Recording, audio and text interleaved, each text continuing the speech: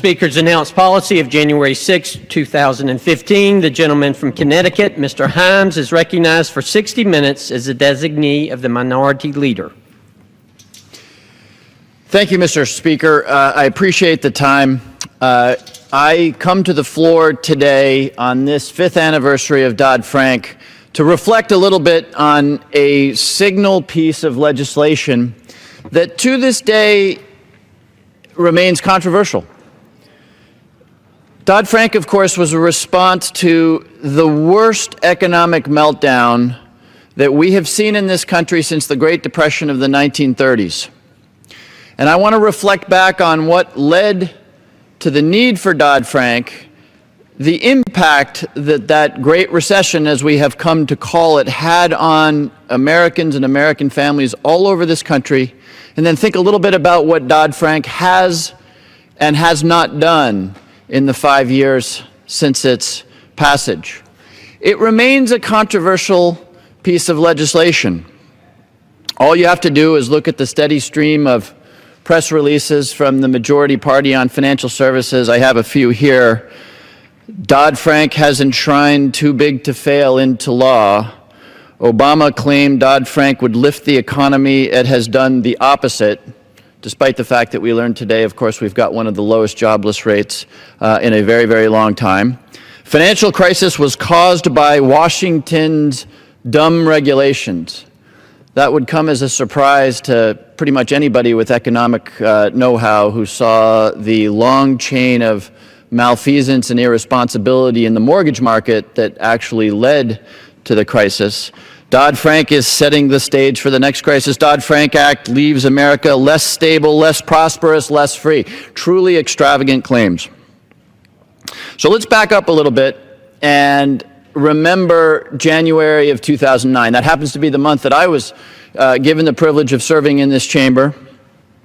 And it came after a quarter, the last quarter of 2008, in which the United States economy actually shrank at an 8% rate on an annualized basis. The economy was very literally melting down. The stock market was half of what it is today. Businesses were closing. Americans saw literally trillions of dollars of value. Let's talk for a second about what value means. Value means that retirement fund that you were relying on in order to retire. It means the money that you had set aside in a brokerage account to educate your children. It means those savings that you had accumulated over many, many years of foregoing that vacation or scrimping on the budget. Those savings, all of that for many Americans wiped out or cut in half. Devastation. And by the way, in January of 2009, I remember this. Though the bailout had passed this House, what was known as the TARP, the Troubled Asset Release Program, and though that had been put into place by the United States Congress and seemed to have stabilized the market, at least temporarily, we worried day in and day out as to whether this, let's face it, obnoxious measure, I don't think there's anybody who thinks that in a free market system there should be bailouts. This obnoxious, politically toxic measure, which nonetheless reasserted some stability in the financial services sector, nobody really knew if it was enough. I remember wondering whether we might not see a bankruptcy in a money center bank, a moment perhaps in which ATMs wouldn't have money in them. This was January of 2009. Most importantly, there's a lot of big words, asset values, this, that, and the other thing, money center banks. This meant devastation for millions of Americans who lost their jobs, for families who weren't going to be able to send their kids to school, who were going to have to postpone retirement, unemployment going into double digits, meaning that, and I spoke to somebody, one of my constituents yesterday, who has an Ivy League degree, who found himself working as a clerk at Home Depot.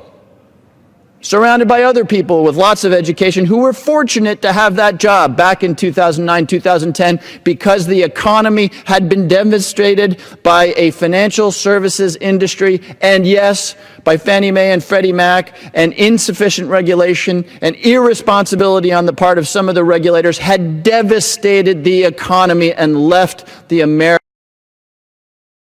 people holding the bag. So what happened? We went to work. We went to work in 2009 and 2010. We passed the Dodd-Frank Act. The Dodd-Frank Act is a complicated, big thing, but it addressed every stage of that chain of irresponsibility and malfeasance, starting with the selling of toxic and explosive mortgages to families that brokers and others knew couldn't possibly repay those mortgages, to the bundling of those toxic mortgages into complicated securities, which frankly you needed a PhD to understand, to the fact that some of the credit rating agencies then put investment grade AAA ratings on these toxic securities, to the fact that derivatives were then written on these securities, derivatives that were largely unregulated as the result of an act of this Congress. A long line of malfeasance and irresponsibility, of insufficient regulation and of regulation insufficiently enforced, of terrible market practice. And of course, in the middle of 2008, the chickens came home to roost and the economy was devastated and the American people, almost without exception, suffered. And we saw the Troubled Asset Relief Program, the bailout passed. Imagine how shocking that is to the American people. I've lost my job, I've lost my home, and there is a bailout of these institutions that I don't know a whole lot about, but I suspect correctly we're at the heart of this crisis. No wonder we had political upheaval in this country after that happened. So every step in that chain, from toxic mortgages to securities that nobody understood, to credit rating agencies doing an awful job in evaluating those securities, to Fannie Mae and Freddie Mac acting irresponsibly, to regulators being asleep at the switch, Dodd-Frank addressed every element of that set of problems which combined to devastate the American economy and to hurt American families. Did it do it perfectly? Of course it didn't do it perfectly. We were legislating under conditions of great fear, of heightened emotions, and at the end of the day, we are mortals addressing very, very complicated issues. But it was a good faith effort to address what had clearly caused this problem. This notion that the Republicans are peddling that it was caused by Washington's dumb regulations is beyond insane. Because Dodd-Frank looked at what actually caused the problems of 2008 and addressed them. So what happened? We were told that Dodd-Frank would be a job killer. This was back in 2010, when anything that the then Democratic Congress did was going to be a job killer. The Affordable Care Act, which as it turns out has provided health insurance to 16 million Americans, that was going to be a job killer. Dodd-Frank was going to be a job killer. Everything was going to be a job killer. When we turned the lights on in this room, it was a job killer. You don't hear that much anymore, because since those fantastic descriptions of job-killing legislation, we have added almost 13 million jobs to the economy. The unemployment rate today is as low as it was before the meltdown of 2008. The stock market has doubled since then. Business confidence is up. Business investment is up. Our capital markets are healthy. So this idea that it was going to be job killing was just flat out wrong, certainly compared to the crisis, which was the true job killer.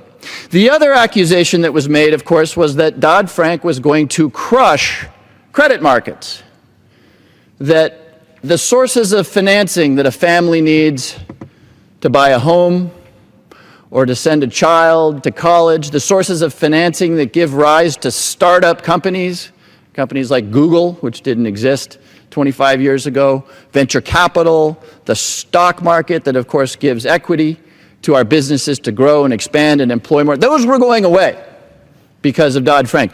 The criticisms leveled and the predictions made about the credit markets were apocalyptic. So let's take a look at what actually happened. I assembled a little bit of the data here just to show what has happened in the credit markets. We all love venture capital, that iconic image of the entrepreneurs in the garage developing a product that grows into a multi-billion-dollar corporation that provides an electronic device that changes our lives, that makes our lives better. Venture capital. Here's the line. Venture capital at the start of Dodd-Frank and today. That is a line running up and to the right. Let's look at total consumer credit. Consumer credit. You want to buy a car, you want to buy a television set, consumer credit. We all use it. Start of Dodd-Frank 5 years ago, today. A dramatic increase in consumer credit. Stock market. The stock market, of course, is where established companies go to raise money and where we put money hoping it will grow. What's happened there? A near doubling of the stock market. Robust. Commercial and industrial loans. What if you're a business and you don't want to raise money in the stock market, you want to borrow money? Commercial and industrial loans. Every one of these lines, which capture most of the financing mechanisms and how healthy they are, running at the point in time when Dodd-Frank was started to today, running strongly upwards. So all of those criticisms that it was going to crush the credit markets, completely rebutted by pretty much anything that is happening in the credit markets today. Let's just spend a minute, Mr. Speaker, on what was actually in Dodd-Frank, because this is pretty complicated stuff. What was actually in Dodd-Frank were a couple of important ideas. That we should have something called a Consumer Finance Protection Bureau that says to credit card companies, no, you can't switch the order of a purchase to make it look like somebody overdrew an account or spent too much money so that you can charge a $25 fee. That said to mortgage brokers, no, you can't put somebody into an inappropriately risky or high-cost mortgage just because you make more money for doing so. Mr. Speaker, we have standards in our country. You can't buy a toaster that will burn down your house.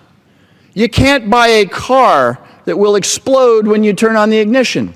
That happens because we have minimum safety standards. If you can't buy a toaster that will burn down your house, why should you be allowed to be sold a mortgage that very clearly will cause you to lose your house? That's what the Consumer Finance Protection Bureau does, and it's returned literally millions and millions of dollars to the American public as a result of its telling those cheats, those people who would prey on the financial naivete of the American people, that you can't do that anymore. And if you do it, we're going to shut you down and you're going to give the money back. That's what the Consumer Finance Protection Bureau is doing today. Second important thing that Dodd-Frank did was to say for the first time that maybe we ought to regulate this derivatives market. Now, derivatives are a fairly complicated financial instrument. Most Americans don't use derivatives directly, don't necessarily know what they do. They are essentially bets, and that's okay. If you want to bet that oil prices are going to go up or down because you use oil, you ought to be able to take that bet to hedge your risk. That's okay. But in the early 2000s, the derivatives market had become very literally nothing but a betting game for people who simply wanted to roll the dice on the mortgage market or on the direction of a corporate credit or on the stock market. You could take any bet. People would lend you money, you could place that bet, and off you went. And that's, of course, what brought down what was otherwise an iconic American insurance company, AIG. This was truly a storied insurance company that got into the derivatives business and touched off the crisis. And shockingly, by law, the derivatives market, even though it's more complicated and larger than the stock market, by law was not regulated. When you wanted to buy or sell a derivative, you picked up the phone, you called your broker, and you did the deal, and nobody necessarily knew about it.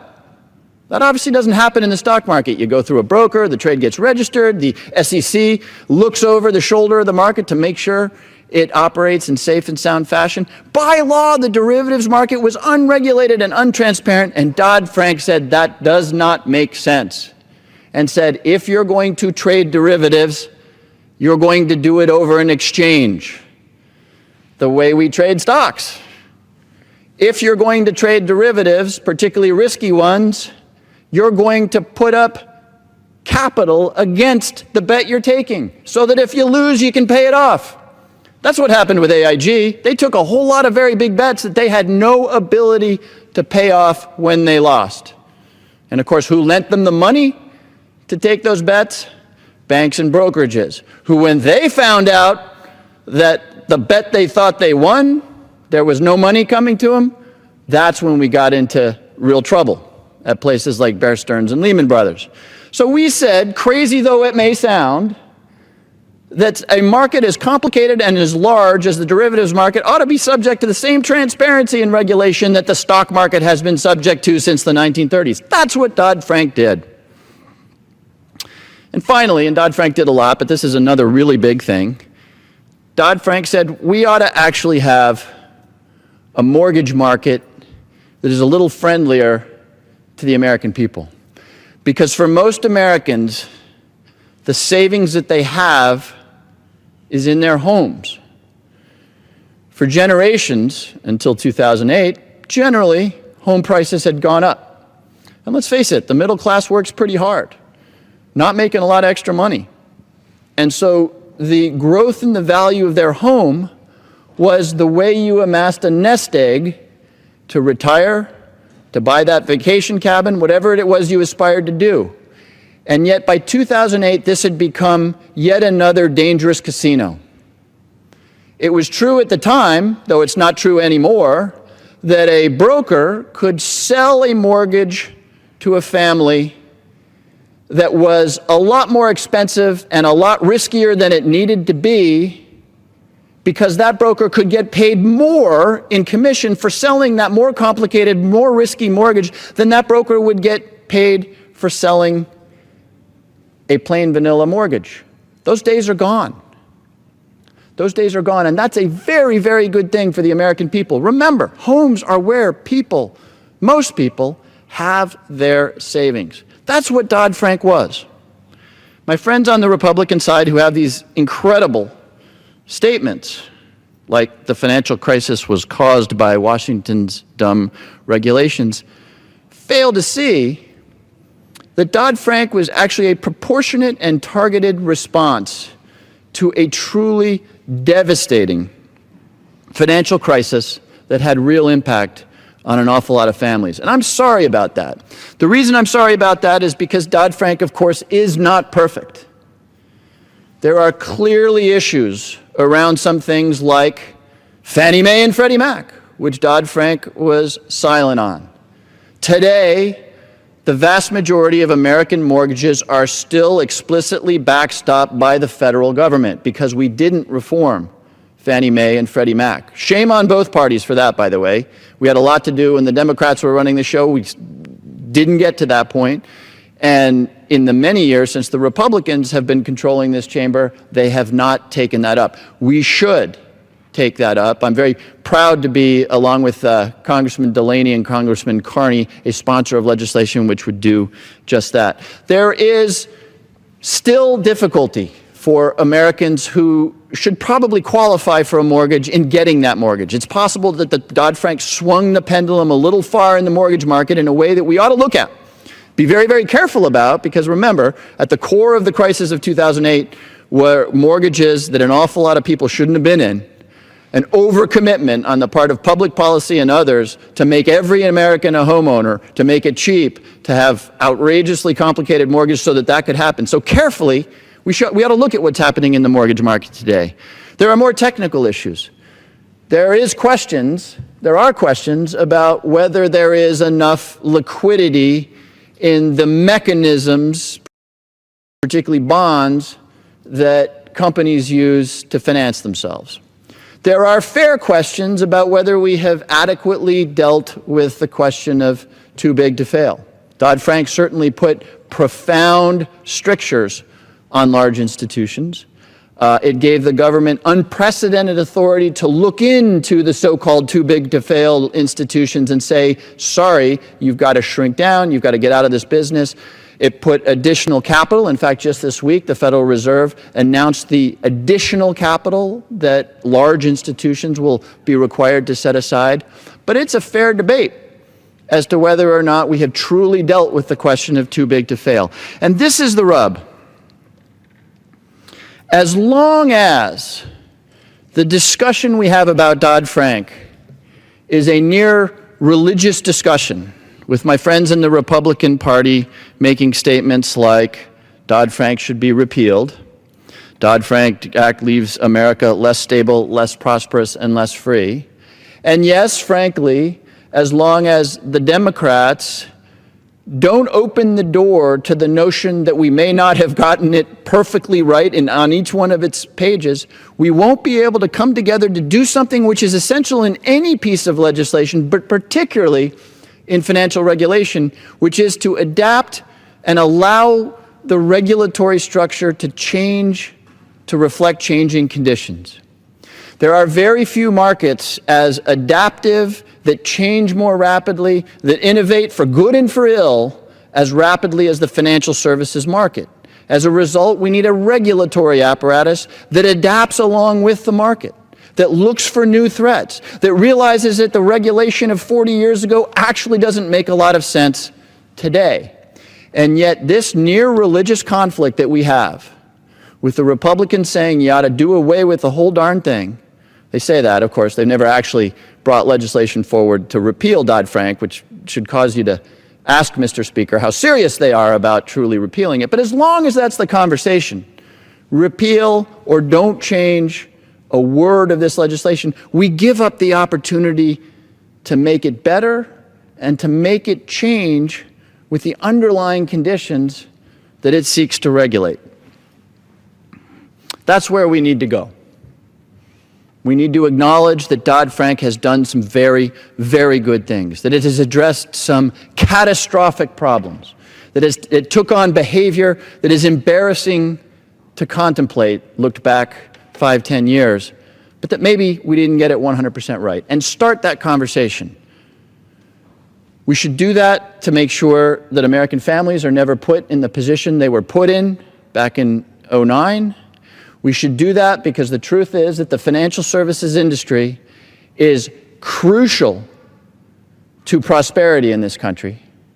If you want to buy a house, educate a child, buy a car, invest in a company, start a company, grow a company, you have to have access to capital. And one of the competitive advantages of this country is our incredibly liquid and efficient capital markets. It's a big part of why we are as prosperous as we are today. But if we can't acknowledge that the regulatory structure has to adapt and change, we risk either putting Americans at risk one more time or damaging these incredible capital markets that are truly a national competitive advantage of the United States. One of the reasons we are the center of innovation on the planet. I think, Mr. Speaker, we can get that balance right. I think we just need to take the temperature down, approach this from the standpoint of what makes sense, acknowledge that we all have good ideas, and move forward so that we remain innovative, we keep our competitive advantages, but we never, ever allow the American people to suffer the way they did starting in 2008. So looking back over 5 years, I think Dodd-Frank was a tremendous accomplishment. It really addressed a cataclysmic problem, but it doesn't stop there. And I urge my colleagues to recognize that we've taken a very big step in the right direction, but the next step demands us to be constructive. And remember that we can find a balance between innovation and liquid and strong capital markets and the protection